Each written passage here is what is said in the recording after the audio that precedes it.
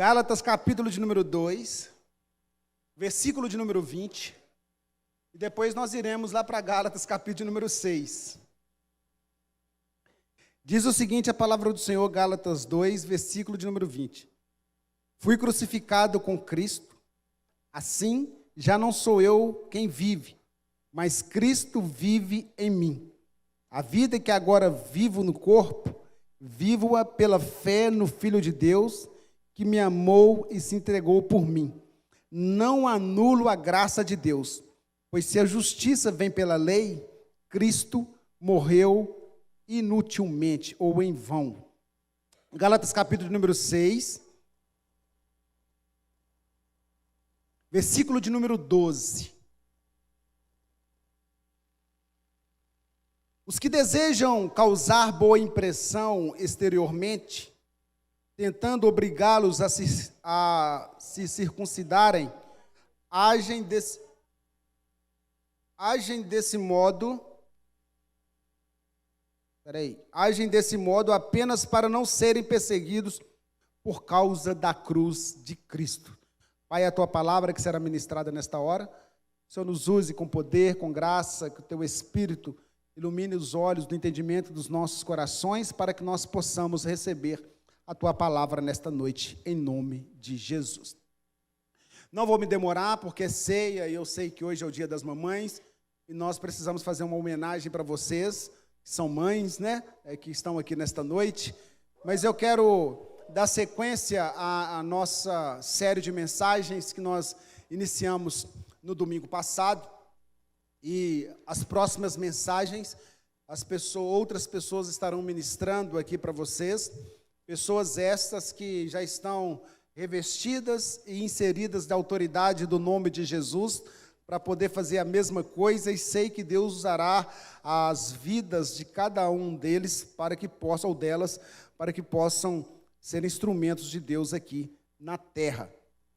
Veja bem, semana passada nós introduzimos a série falando sobre a dificuldade que os gálatas estavam tendo, quando eles estavam sendo influenciados pelos judaizantes, pelos cristãos que se convertiam a Cristo, mas que estavam querendo que os gálatas, ou as igrejas que estavam na região da Galácia ali, Antioquia, Listra, Derbe, outras igrejas, que eles deveriam, apesar de crer em Jesus Cristo, ou apesar, entre aspas, de crerem em Jesus Cristo, eles deveriam observar e praticar também a lei mosaica, a lei cerimonial.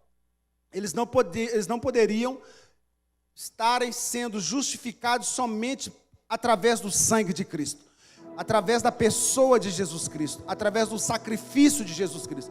Eles precisavam observar as práticas da lei para que se justificassem. Eles precisavam guardar o sábado, eles precisavam se circuncidar, eles precisavam guardar algumas leis cerimoniais, precisavam observar as festas, eles precisavam, enfim, estarem atentando para tudo aquilo que estava escrito no livro de Levítico, no livro de Deuteronômio, no livro de Êxodo, no livro até mesmo de Números, que vinha tratando e ensinando o povo de Israel como se comportar e como se portar. Então Paulo, quando ele chega para a igreja da Galácia, escreve esta epístola, esta carta para eles.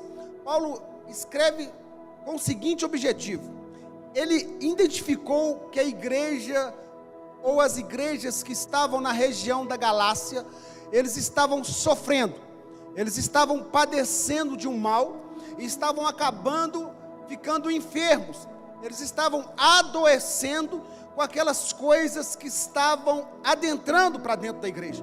Irmãos, nós precisamos atentarmos para esse tipo de situação, porque algumas coisas, algumas práticas nós não podemos permitir que adentrem para dentro da igreja. Quando eu digo dentro da igreja, para o nosso seio, para o nosso convívio, para o nosso relacionamento, para as práticas que nós temos, e nós adotamos, nós precisamos, temos o cuidado de não removermos o marco, como disse Salomão, que foram colocados pelos nossos antepassados. O marco, ele servia para delimitar uma propriedade, ou para limitar alguma situação. Então, existem alguns marcos que são colocados que eles não podem serem ultrapassados. Uma das coisas que nós precisamos observar é que, quando a igreja, ela permite-se que outras coisas adentrem e comecem a misturar o evangelho, ele vem causando uma enfermidade espiritual no meio da igreja. A igreja começa a viver e a padecer de coisas que podem trazer dificuldades para que nós entendamos e vivamos o verdadeiro evangelho de Jesus Cristo. Cristo nos chamou para a liberdade. Cristo nos chamou para vivermos um evangelho pleno. Cristo te chamou para você experimentar as boas novas de salvação e vivê-las na sua plenitude. Cristo te chamou para que você ande em liberdade. Cristo não te chamou para que você seja escravo de dogmas. Cristo não te chamou para que você seja escravo de uma religião. Cristo não te chamou para que você seja escravo de uma denominação. Esta semana eu postei uma frase do bispo Gilberto, que ele falou em nossa reunião de pastores, e eu achei ela extremamente importante, interessante, não sei se vocês tiveram a oportunidade de ver. Ele diz o seguinte: há pessoas que são apaixonadas pela denominação, há pessoas que são apaixonadas pelo trabalho que fazem na igreja, há pessoas que são apaixonadas até pela obra, mas não são apaixonadas por Cristo. Nós precisamos, irmãos, entendermos que nós servimos a um Deus, estamos numa denominação que servimos na obra do Senhor, mas estas coisas, elas não podem suplantar a paixão dos nossos corações por Jesus Cristo. A primeira paixão, o primeiro fogo que tem que arder em nossos corações é pela pessoa de Jesus Cristo, é pela obra redentora de Jesus Cristo, é pela obra salvífica de Jesus Cristo, é pela direção que o Espírito dá às nossas vidas, pelo poder que Ele nos concede para discernirmos as coisas espirituais.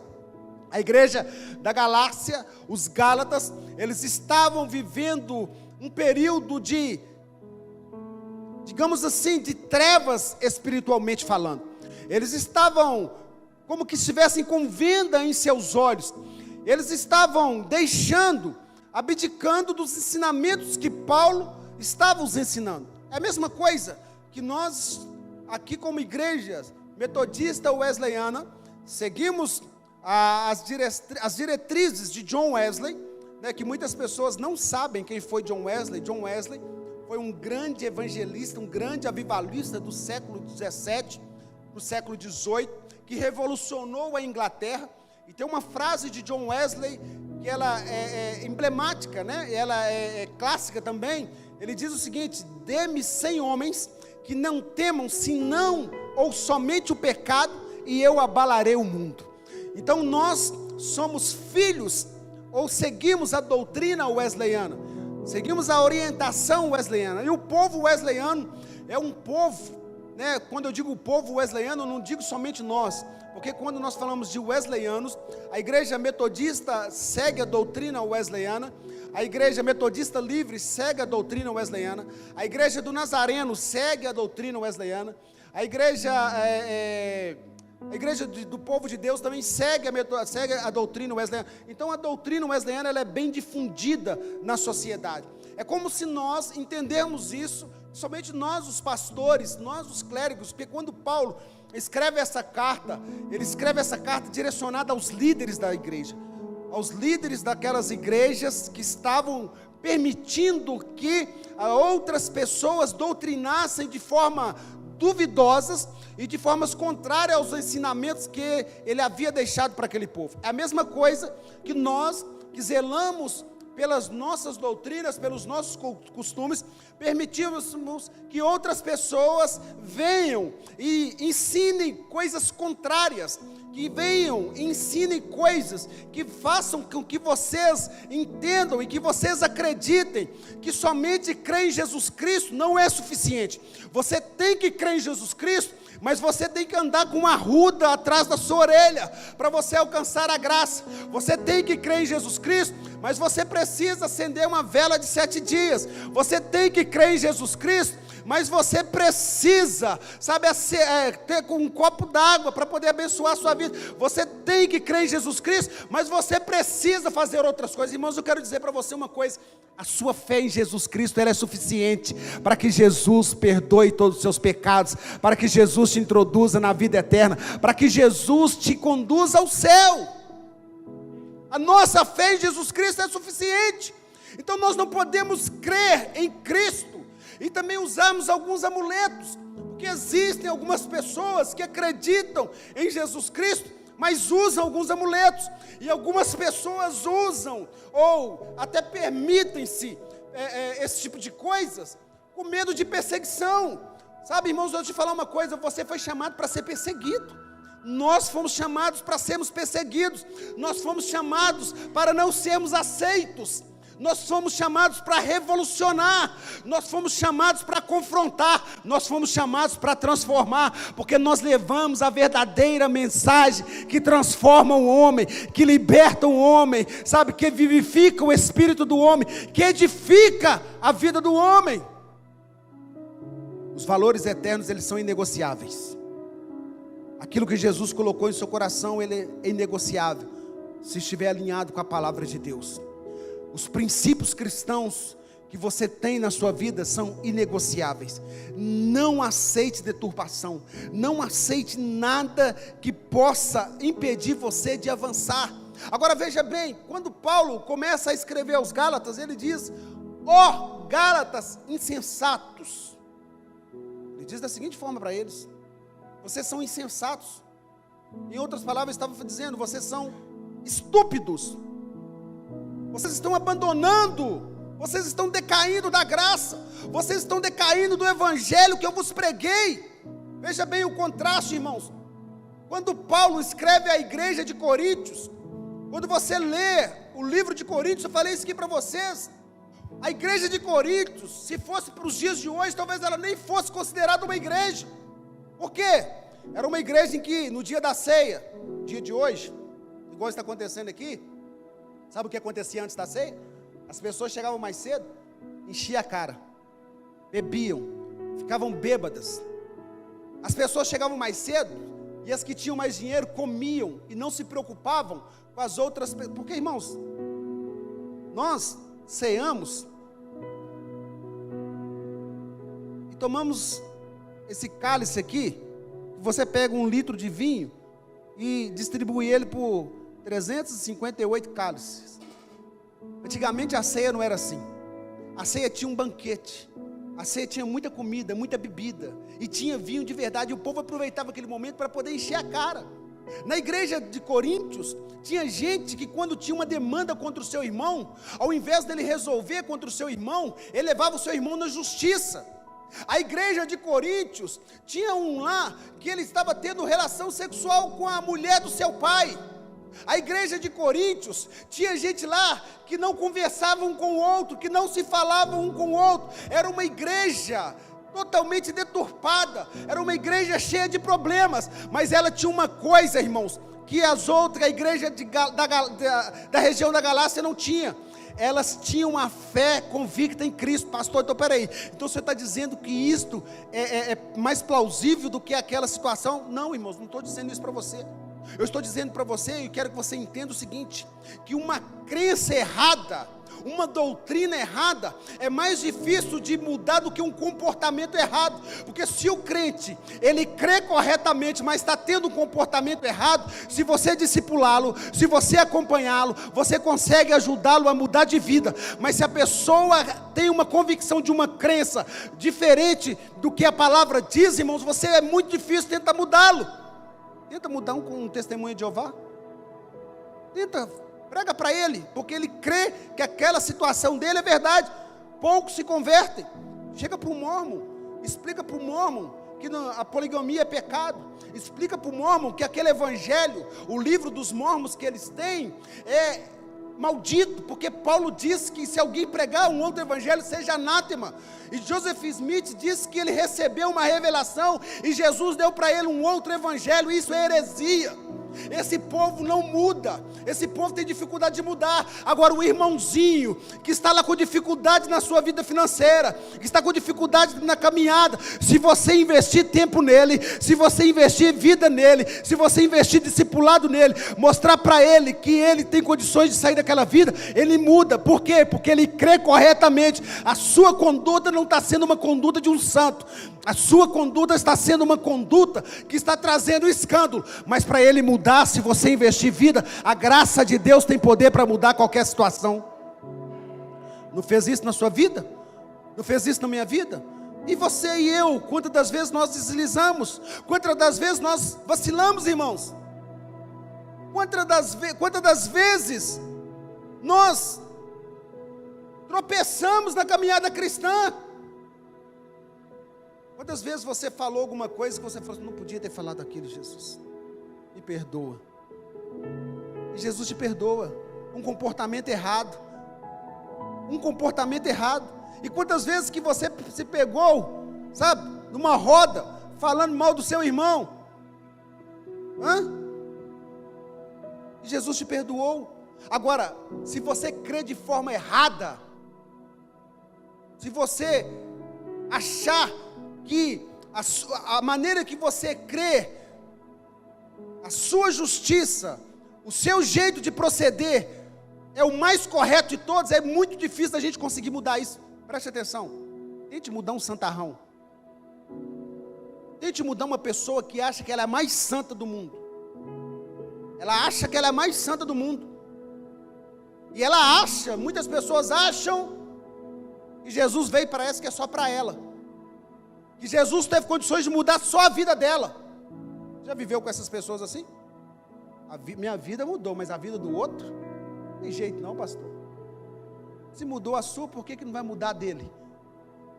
Pode ter certeza que mesmo Deus que fez isso na sua vida, Ele tem poder para fazer na vida do seu irmão também.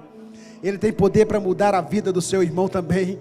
Eu acredito, irmãos, eu não desisto das pessoas, eu só desisto de quem me faz perder tempo. De quem me faz perder tempo eu desisto.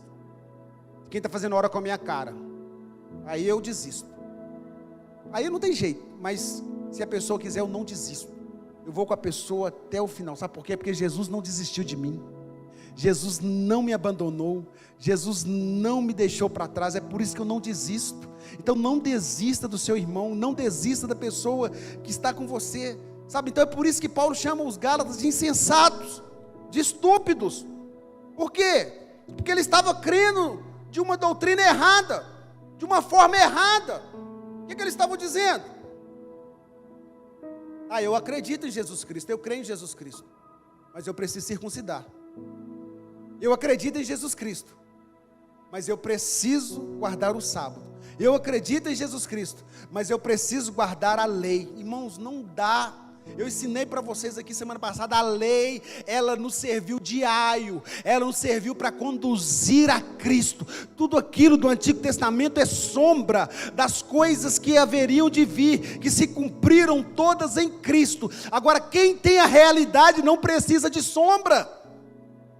Se você tem Cristo, você não precisa das coisas sobre. Pastor, com isso nós anulamos o Antigo Testamento? Não, nós não anulamos o Antigo Testamento de forma alguma. O Antigo Testamento, ele nos serve para nós entendermos o Novo Testamento. É isso que nós precisamos entender isso. Todas as coisas que se cumpriram em Cristo estão escritas no Antigo Testamento. Quer ver uma coisa que se cumpriu em Cristo?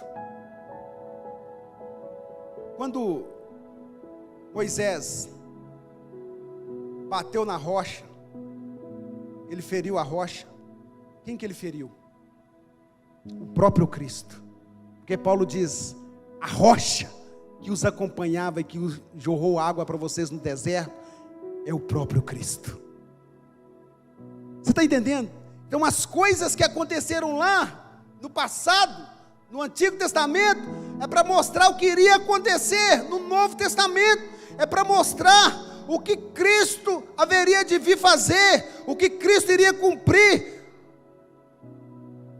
para salvar as nossas vidas. Agora veja bem, toda mistura, ela perverte o Evangelho. Tudo que você mistura, Não dá, é tipo o seguinte, você quer viver o evangelho, mas você quer misturar o evangelho com o mundo. Deixa eu misturar com um pouquinho de mundo. Deixa eu dar uma pitadinha de mundo aqui no evangelho. Sabe, pastor, deixa eu dar só um saborzinho, pastor. Porque o negócio está... pastor, só para tirar um pouquinho de sal, está muito salgado. Deixa eu falar que o seu negócio está salgado. Toma mais água. Toma mais água. É como disse uma pessoa, falou que ela estava conversando com alguém e falou assim, mas você não é evangélica? Sou.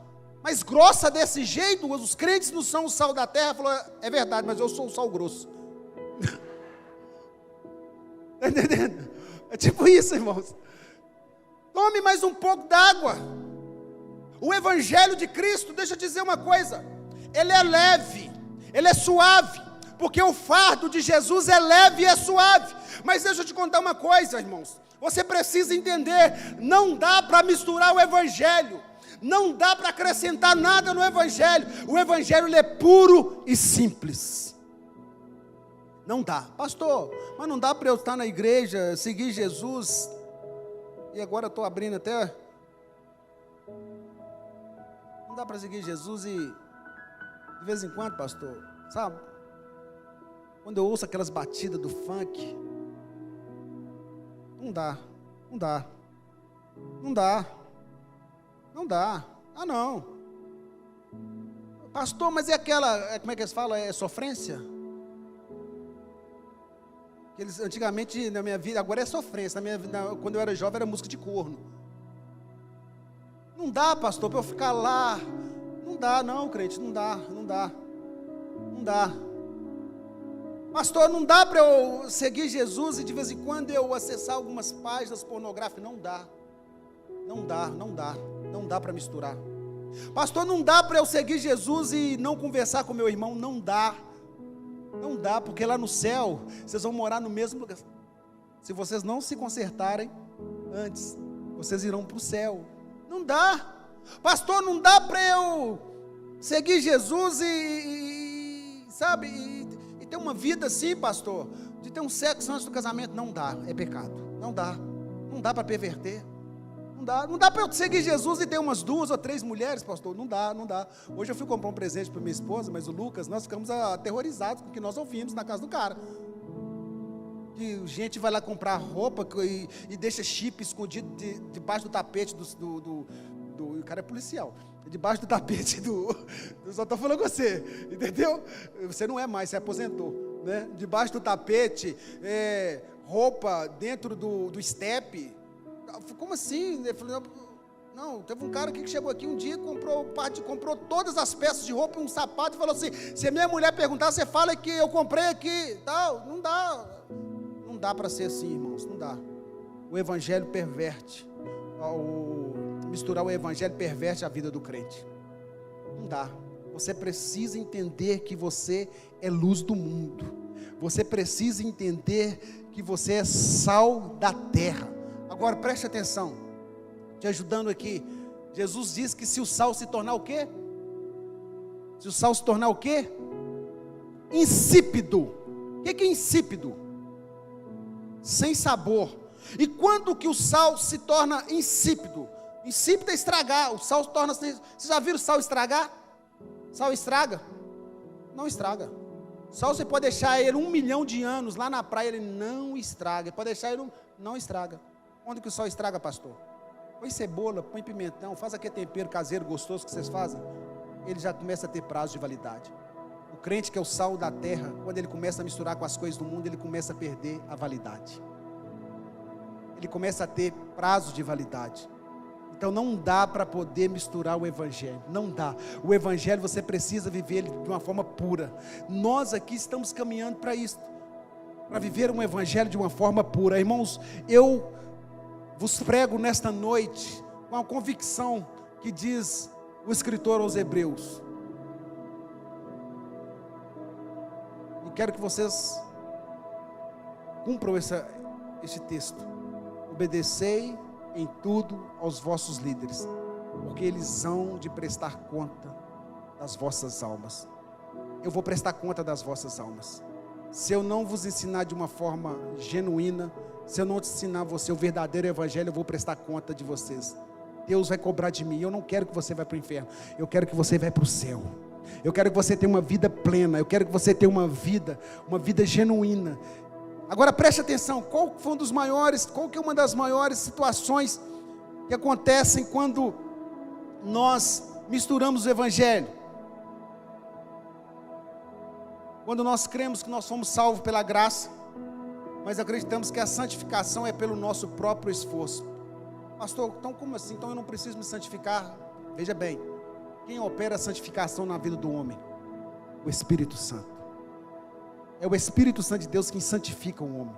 É o Espírito Santo de Deus quem limpa o homem. É o Espírito Santo de Deus quem purifica o homem. Então, se você é um crente, a sua santificação passa primeiramente pelo Espírito Santo. E logo você tem o desejo de se tornar uma pessoa mais santa.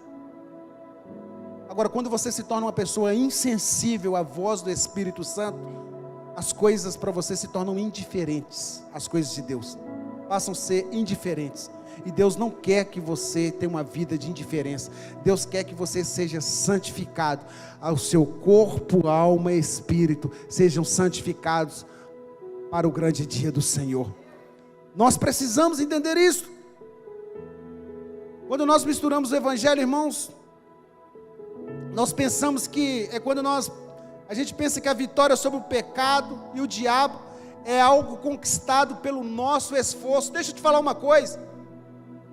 Jesus já resolveu o problema do pecado.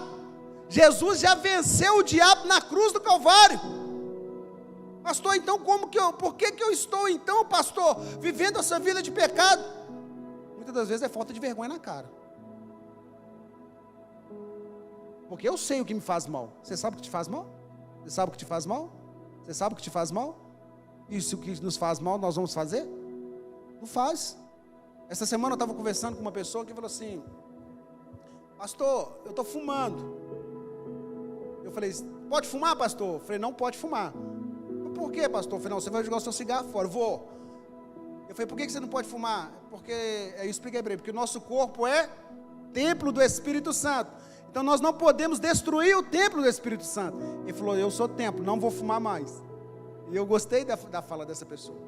E eu acredito nisso, é isso que nós precisamos entender, irmãos. Nós precisamos entender que quando nós misturamos o evangelho, quando nós trazemos o mundo para dentro do evangelho, quando nós trazemos o mundo para dentro das nossas vidas, irmãos, nós começamos a viver uma vida de dificuldades. É por isso que muita gente não avança. Agora veja bem, nós estamos pregando sobre a graça, porque Paulo, ele enfatiza muito a obra, ele enfatiza muito a graça no livro dos Gálatas. Mas eu quero dizer para você uma coisa, que o evangelho da graça, a doutrina da graça, ela não abandona a obra da cruz. O que é isso, pastor? Nós recebemos a salvação pela graça, mediante a fé.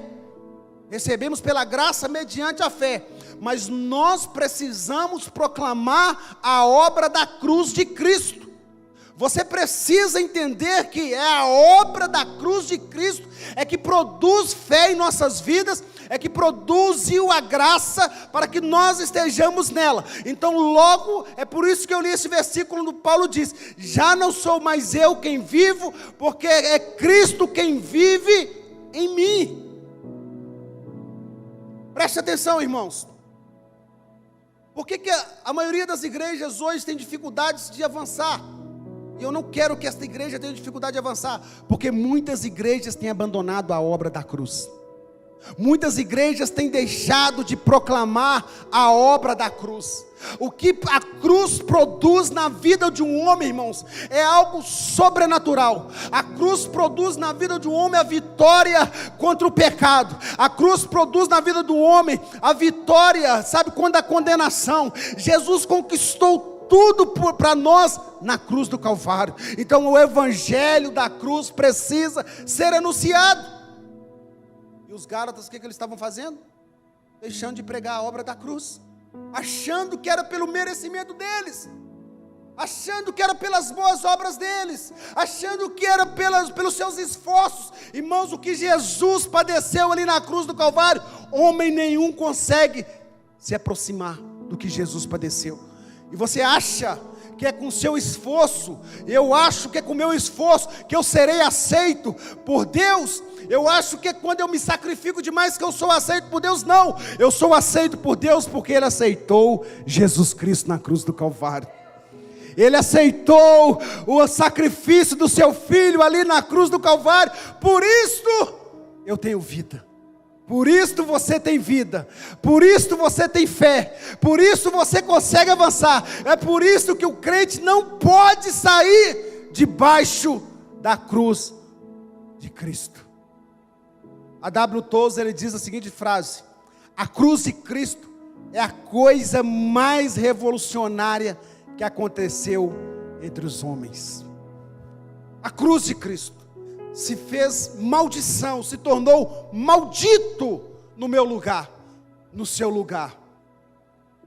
Porque a pessoa que morria de cruz, ela era a pessoa mais vil, ela era a pessoa mais desprezada, ela era a pessoa mais desprezível da sociedade. Somente as pessoas mais desprezíveis morriam a morte de cruz, eram crucificados, era uma vergonha para a família.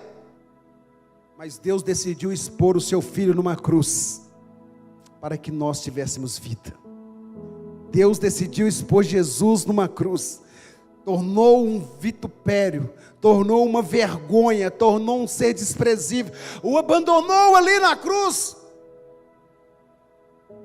Quando ele diz: Deus meu, por que me desamparaste? Uma das coisas mais lindas que eu acho, e que eu já ouvi sobre isso, é quando Jesus está dizendo: Deus meu, por que me desamparaste? Na realidade, Deus não desamparou Jesus ali.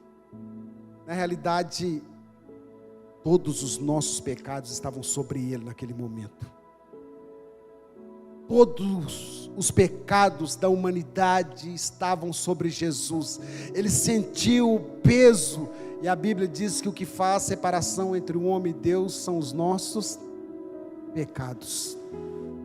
Mas quando Ele bradou na cruz do Calvário: tetelestai, está consumado, o véu do templo se rasga de alto a baixo, e um novo e vivo caminho é aplanado, é colocado para que nós pudéssemos andar e termos livre acesso ao Todo-Poderoso.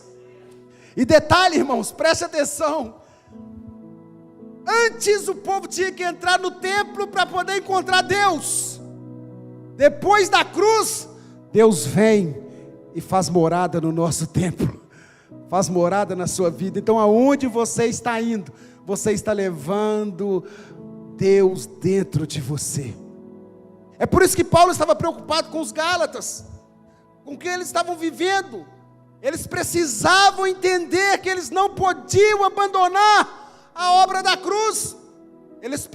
Muitos deles preferiram submeter-se ao que estava sendo colocado para eles, para não serem perseguidos por causa da cruz de Cristo. Muitas pessoas andam com a cruz. Muitas religiões têm símbolo. Quando você pega os muçulmanos, eles têm a foice lá, né? Os socialistas, os comunistas têm a foice, que são os muçulmanos lá. Quando você pega os budistas, eles têm também os seus símbolos. Você pega os orientais lá, tem o sol que eles adoram, tem muitos símbolos, muitos símbolos. E os cristãos escolheram a cruz como símbolo. Mas eu quero dizer para você, é uma cruz vazia. É uma cruz que só nos relembra o que Ele passou por nós ali na cruz. A vitória que Ele conquistou na cruz. Porque em Colossenses diz que na cruz Ele triunfou sobre potestades e principados. Ele pegou toda a dívida que era contra nós. Que dívida era essa, pastor? Era algo impagável, era algo que você não conseguiria pagar. A nossa condenação, e o que Ele fez? Cravou tudo na cruz e disse: está pago. A dívida está paga. Riscou o escrito de dívida. É como se você hoje, que tem uma dívida aí no seu cartão de crédito, quando você pegasse a sua fatura, ela viesse zerada, e falasse: alguém pagou por você.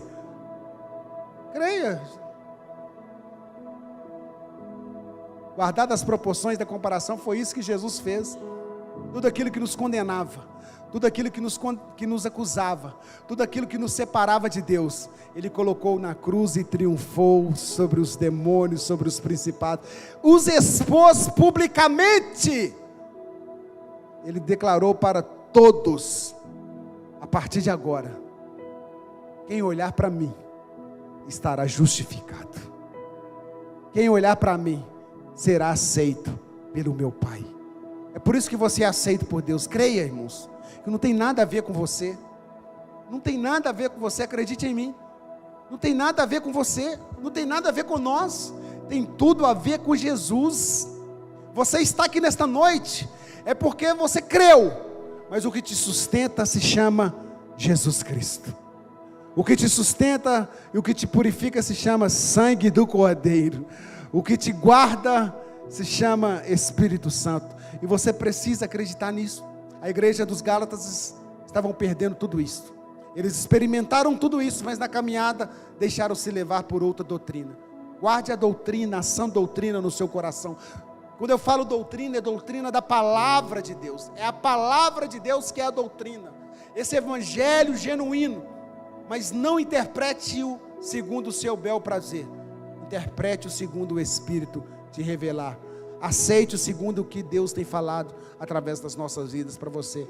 Porque eu tenho um compromisso com vocês, de vos falar a verdade, de vos pregar a verdade, de vos pregar um evangelho libertador. E isso eu quero te dizer, posso te afirmar: liberta, salva e transforma o homem, esse evangelho de Jesus Cristo.